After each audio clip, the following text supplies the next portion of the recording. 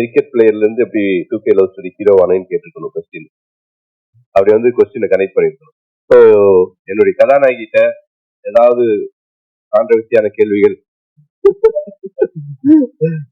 சரி, ஓகே மீனாட்சி, இது உங்களுடைய தேட்டர். எனிவே இது வந்து ஒரு 2K கிட்டா இந்த படத்தில் நடிச்சிருக்க. இந்த படம் பார்த்து முடிச்சதுக்கு அப்புறம் என்ன ஃபீல் பண்ணீங்க?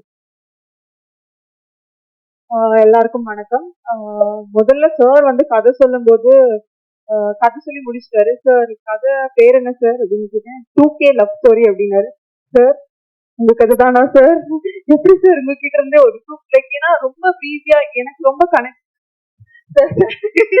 நீங்க தான் சார் கான்ட்ரவர்சி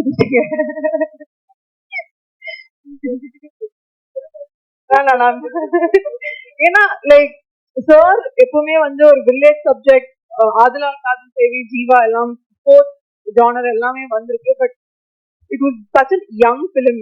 2K, ஐ மீன் நான் ஒரு 2K. ஸோ எனக்கு இந்த படம் ஸ்டோரி கேட்கும்போது ரொம்ப ரிலேட்டபிளா இருந்துச்சு. ஸோ அதனால வந்து சொன்னேன் சார். சாரி. பட் ஐயோ ஏங்க மைக் கொடுத்தீங்க? இந்த படத்துல நடிச்சதுல ரொம்ப சந்தோஷம். அண்ட் சுசி சாரோட 3வது படம். எல்லா படத்துலயும் ஃப்ரம் தி பிகினிங் சார் படம் பார்த்து அந்த படம் பார்த்ததுக்கு அப்புறம் என்ன ஃபீல் பண்ணீங்க? படம் பார்த்து என்ன ஃபீல் பண்ணேன்னா very very colourful, breezy. And ரொம்ப நாள் ஆச்சு ஒரு படம் ரொம்ப லைட் வெயிட்டடா.